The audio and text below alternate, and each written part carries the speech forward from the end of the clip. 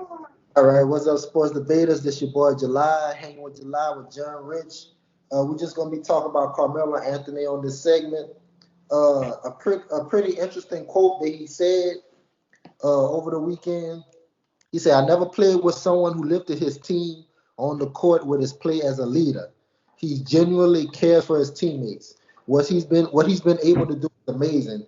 He is the top guy I ever played with." Talking about Damian Leonard, which I 100% agree with him. Uh, so in this topic today, we're gonna be talking about the top five teammates that played with Carmelo Anthony through his career. But the first thing we're gonna do, we're gonna throw out a couple of names that didn't make my list or John Rich list. I'm gonna let you start, John. Who's a player that didn't make your list? All right. Somebody I got first that didn't make my list, so I think probably just missed it for particular reasons is Amari Stoudemire. And it's more so the times that they had when they were both good was kind of short lived. I mean, it was a half a, it was kind of a half a season that they were both at the top of their game that they played with each other. I think that next year was when the injuries just started piling up on Amari, and he just couldn't stay healthy from there on out. But that first year, Melo went to New York. I mean, if I'm not mistaken, Amari might have averaged a point or two less than Melo, and that was prime. I can score on anybody I want to at any time I want to. Melo, so definitely Amari Stoudemire is the name I want to put out there. Got Tyson Chandler. Was one of the elite defenders at that time. Didn't give you much offensively, but was stone cold one of the best defenders. I think one defensive player of the year. Marcus Camby, same role, elite defender, paint protector, and also got J.R. Smith. Two names that didn't. I mean, yeah, two names that didn't make my list, and it's kind of similar to the Amari Stoudemire situation. They just didn't have a lot of time together. James Harden and Chris Paul. I mean, Melo was in Houston for like 10 games. If he'd went the whole season, they'd have probably been my 1 and 2. But I mean, he was winning for 10 games. So I just couldn't put their names on there. Yeah, you're right. I also got Amari Stoudemire and J.R. Smith on my list, so I'm not even gonna get into that. One player that might surprise you that I have on my list is Allen Iverson. Uh, I got him too. I got him too. reason Iverson is not on my list.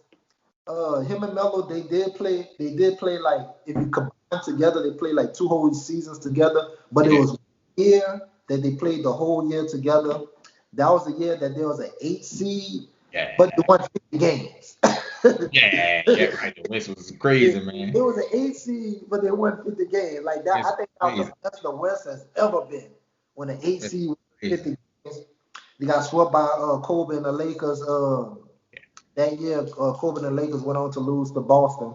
But yeah, I don't think Iverson was the right guard to play with Melo. Nah, nah. I honestly think Andre Miller was a better guard for Melo. I think For him. Andre Miller was. For him. So even though Iverson and Melo, they both averaged 25, 26 points a game playing with each other, I don't think Iverson was the type of player to help Melo elevate his game to what you seen when Chauncey Billups came, and we're gonna get into that when we talk about our Yeah, top five. yeah. But I'm gonna go first with our top five players since I already kind of said it a little bit. I'm gonna go number one. I'm gonna go Damian Leonard, just for the reasons Carmelo said. Like, and before Carmelo, when Carmelo was still in his prime a little bit, Damian Lillard was trying to recruit him then. Mm-hmm. they spoke about this before Yeah. Carmelo. They spoke about this once Carmelo went on Portland. He said, "Yeah, man, I've been trying to recruit him, been trying to get him over here because I felt like he could help the team." And as Mm-hmm. being a long time Portland fan, Yeah. Portland always needed that small forward to hit big Yeah. shots. Yeah. So yeah, I'm gonna go Dame with my first number one. I'm gonna give it off to you. Dame my number 1 too, man. For the same reason you spoke about, I think their playing styles complement each other well. I think even if this was prime Melo who would shoot 20 shots a game, the way they play still complement each other really well, and they both can score. Kind of, Melo had some good point guards throughout his career. He had some good point guards, but mostly on the facilitating side, kind of controlling things. Whereas if Melo not carrying the bulk of that, it kind of dampens the chemistry a little bit. But I think, I would have loved to see prime Melo play with Dame. That'd have been something crazy. It wouldn't have been no defense played, but hey, that man, you talking about two dudes who gonna go off for 40 any night. You know what I'm saying? That'd have been, but definitely, and with the same leadership that some of the other guys Melo played with. You know, Dame bringing that same leadership. I mean, a locker room leader, vocal leader, but also lead by example. Like, you know, hey, I'm not gonna ask nothing to you that I can't do myself. You know, so definitely Dame, my number one. All right. So I'm just hopping right into our number two. My number two, I gotta go with Chauncey Billups. I mean, the trade for Allen Iverson for Chauncey Billups was after that trade, Detroit went downhill. Like after that trade, Detroit went downhill because Iverson. they had Rodney Stuckey playing point guard, and they had some controversy with Richard Hamilton coming off the bench because Iverson wanted to start or whatever, blah, blah, blah. So Detroit had controversy. Denver actually went to the Western Conference Finals that year. Got Chauncey Billups. Chauncey Billups just come from Detroit, who went to like 5 or 6 Eastern Conference Finals in a row and won a championship. Yeah. Chauncey Billups, like from that series with New Orleans in the first round, Chris Paul was a great defender that year. And Chauncey Billups averaged 22 points per game and 7 assists per game that series against New Orleans. Yeah. And so I gotta roll with Chauncey Billups as number 2. Gotcha. I know I'm gonna probably raise some eyebrows on this one, man. For my number 2, I got Russ. I got Russ for my number 2. Strict, and I got that. Not so much he was good for Melo, just he was just good. You know, I kind of went on individual talent on that one. That, you know, I mean, he averaged a triple double with him. You know what I'm saying? That was when Westbrook was going crazy. I know a lot of people say stat padding, but in my opinion, you can't stat pad a rebound because I still got to go get it. Can't nobody give a rebound to me. I mean, you can call it what you want, but Russ was on another level for them 3 years, going crazy. So on an individual talent standpoint, I went with Russ at number 2. I mean, he just came off MVP season. I mean, you know, dude was going bananas, man. Dude was going bananas. I think it was different for. I think if Melo, the Melo we see now, they kind of done accepted that he not the old Melo. I think if this Melo mind frame would have been on that Thunder team, it actually would have been a whole lot better. Because at that time, he just came off of about 8 straight All-Star appearances. You know, hey, I'm fucking Carmelo Anthony. I'm one of the best scorers ever. I ain't no third option type dude. And there was you had Paul George just went there too. It was a lot of chemistry stuff that they had to work out. Whereas I think if both of them, even if Paul George now was on that team now, that Thunder team would be crazy. You know, if all them dudes were there to play this year with each other with the way they approach the game now. You know, I mean, we even seen it with Westbrook whenever he went to the Rockets. You know, kind of his mind frame is different now. But yeah, on an individual standpoint, I went Russ on that one for number 2. And just to piggyback off that, yeah, Melo actually, like I said a couple of days before, his defense is still bad, still D plus, D plus C minus at best. But when he was at OKC, it was an F. Like he ain't even turned into paper. He's an effort on defense. He's going for it. He's getting those scrappy plays, getting those scrappy blocks, those scrappy steals. So he actually more committed on the defensive side. Yeah. So yeah, actually I can accept that number 2. But as I'm gonna give my number 3 and 4 at the same time because they kind of tie into each other. You don't have this guy on your list, Tyson Chandler, but I actually have Tyson Chandler and Marcus Camby on the list. Okay. Reason being because both of them, like Melo, he was never known for his defense. Mm-hmm. But Tyson Chandler and Marcus Camby made up for that.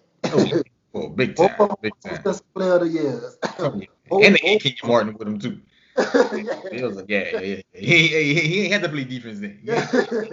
So having that defensive presence on your team, even though New York had to get rid of Chauncey Billups to get Tyson Chandler, I thought it was a good move at the time because Tyson Chandler just won a championship with the Mavericks. Marcus Camby, he was always a good player, but he became a real good defensive player playing with Melo because he had to. So Yeah. for number 3 and number 4, I'm gonna go with Marcus Camby and Tyson Chandler. Okay. For my number 3 and number 4, they tie into each other too, but for different reasons. And I don't know how to separate them because I tried to put emphasis on individual talent and also looking at how they played with Melo. And I couldn't split them, but I got AI and Billups at 3 and 4, however you want to put them. And I mean, everybody, AI was the better individual player, but Billups fit into a style that suited Melo better. I mean, and in all honesty, I think Melo made AI better, in my opinion, because AI didn't have to work as hard and carry an offense like he did in Philly for all them years. And buckets was easier, and it showed that was his best shooting year when he went to Denver. That's when he shot the best because I didn't see double teams no more because you couldn't. I didn't see double teams, I didn't see triple teams. Defenses weren't geared to stop me, and I was able to just ball out. I was able to play my game. Plus, they put him back at what I feel is actually his natural position, point guard. I feel like AI always was a point guard. They kind of forced him to play it too. He didn't want to play point guard anyway, but I always felt like he was more dangerous as a point guard. I mean, with the simple old, mind frame of I get my ball to my best player as soon as possible. I mean, you AI. If you got the ball, that's when you're dangerous. So I got him tied right there. Of course, I mean everybody know what Billups did for Denver, man. I mean he opened up that offense. It got to run more smooth. Melo got to get to his spots and just operate. I mean Billups is one of the better leaders within the past couple of years of the NBA as far as being able to lead a team.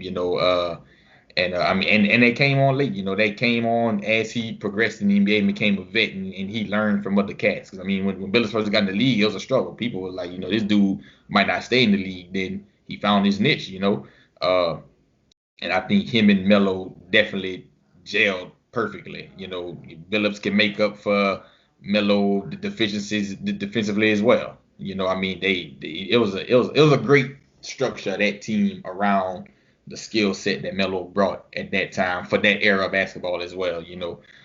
So that 3 and 4, I got them even. I don't know how to separate them because one fit better with Melo, but then one was just the better individuals, and so I got AI and Billups at 3 and 4. So would you compare AI and Melo? That could have been. Do you think could have been a Westbrook and KD if they would have stayed together longer, have the same amount of success? Uh, it's hard to say because of where AI was at his career at that time. He was kind of aging. He was in his 30s already. I think if they'd have got him earlier, yeah. But AI wasn't gonna get no faster. He never put on weight since he hit the league. I mean, he wasn't gonna get bigger, wasn't gonna get stronger. I mean, he was gonna have to change his game eventually, and we all know AI wasn't doing that. So I think the years they got out of him is what they was going to get. I don't think as a team they were going to be able to get any better than that. They just had to kind of ride it out and hope to win some games with the way they was playing. I don't think they would have improved. You know. Yeah, AI definitely should have had 30,000 points in his career if he would have been unselfish towards the end of his career. He Yeah. definitely should have been at 30,000 easy. Yeah. Easy. All right, so for my last one, it was a struggle between AI and this person, but this person actually looks up to Melo. Melo called this person the person who keeps up with the stats on the Blazers. I'm gonna Yeah. go CJ McCollum. Okay. Yeah, I'm gonna go CJ McCollum because as I watched the Blazers this year, most games CJ McCollum, the second guy. Sometimes at the end of the games that we seen this weekend, he the first guy. But Yeah. when Melo got it going, this is what I like about Dame and CJ. When Melo got it going, when he hitting shots, when Portland need a bucket, when they struggling to hit from three, CJ and Dame, they don't hesitate to give Melo the ball on the block and let him go to work. Oh yeah. Yeah. and and as far as CJ, I believe easily an all-star caliber player. They just got so many guards in the league. I mean, Yeah. Yeah. It's a guard heavy league, man. I don't think Steve Nash. I think Steve Nash will miss the All-Star game a couple of seasons in this league. Oh yeah, man. With the numbers they putting up, man. With the numbers they putting up, shit. Steve Nash might average 20 assists in this league right now, man. But yeah, uh, I got CJ McCullough edging out Allen Iverson for that last spot. But yeah, who you got for your last spot? for my last spot, I got the same cat that he edged out, and I forgot to mention his name and the people that didn't make the list. He edged out Paul George to me. I got CJ in that one. More so, if Melo would have stayed on OKC one more year, Paul George would have had that spot. I think that it was that adjustment year for all of them. Again, that chemistry thing where Paul George was kind of iffy. I mean, he was real streaky that year. I mean, he was who he was on defense. Paul George is gonna do his thing on defense, but offensively, I think trying to find a way for both of them to fit with Westbrook was a task. And so I feel he wasn't at his highest degree of play when Melo was there. They had a lot of pieces that they had to work out there. But so I got CJ edging them out. And like I said, again, CJ and Dame I think pair well with Melo now, where Melo's mind frame is. Where everybody know Melo can still get a bucket. That's a veteran bucket getter. He gonna get a bucket, and Dame and CJ are unselfish enough, although they are, elite bucket getters too. They're unselfish enough to let him work whenever he cook and let him cook. Because once he stopped cooking, we know we could cook.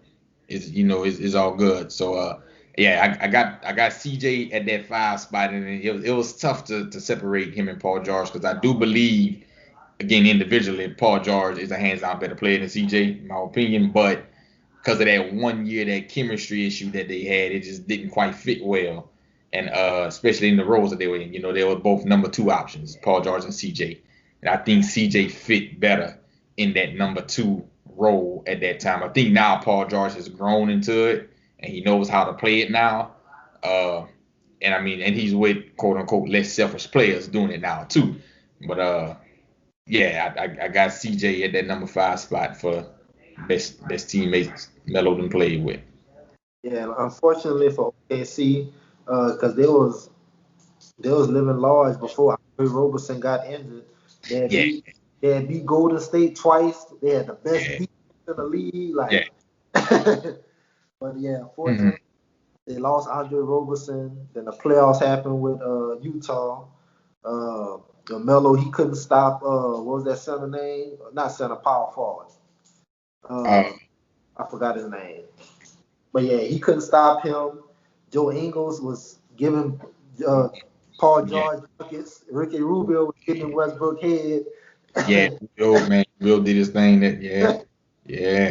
So yeah, it's unfortunately, but Melo, yeah, when I look at the list, Melo has some good teammates, just didn't get them at the right time. Yeah. Hey, I seen him and CP3 play a couple of games together without James Harden. They looked real good together. Yeah, that's the type of player that fit him. You know what I'm saying? Which CP3 look good with anybody, man. I think as far as teammates go, I know it's been a lot of rumblings about how CP3 is as a teammate, as a person, in locker rooms and all stuff like that. But hey, I'm not there. I can't judge that.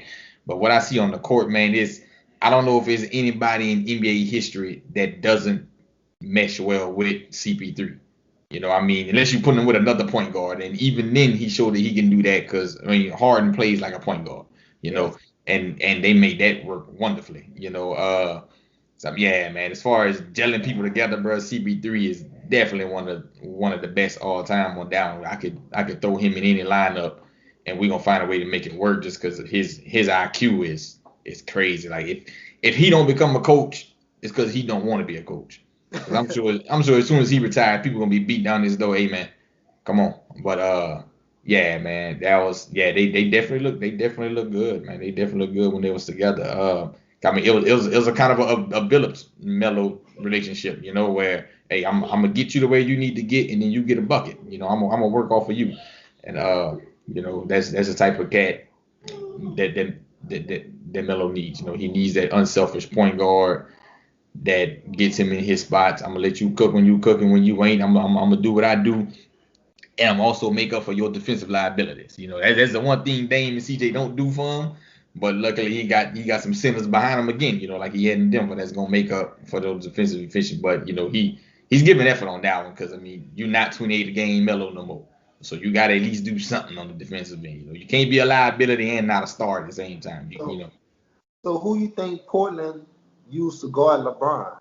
Because I think at the beginning of the game, they ain't got no choice but to let Melo guard LeBron. They don't have a choice. I mean, I think they don't have it's gonna have to be like, hey, Stott's gonna have to go in his bag, man. Stott's gonna have to go in his bag on rotations. I think the best bet, in my opinion, would be to blitz LeBron on pick and rolls. I mean, they like to use pick and rolls. Put Melo on them when they go for it. You got to blitz them, double them, and make him have to pass it. Which LeBron is a willing passer, so he will pass it. And then, hey, somebody else got to beat me. You know, like we was talking about earlier. You got to make somebody else besides LeBron beat you because LeBron gonna do him regardless. But you can't just let him be too comfortable doing it. You know, I mean, if you let LeBron get an easy 30 on you, oh Lord, you know, it's, you know, we all know what playoff LeBron gonna do. He coming out 30, 10, and 9. It is what it is. You just got to make it a hard 30 or a hard 10 for them assists. Like, it can't be easy, you know.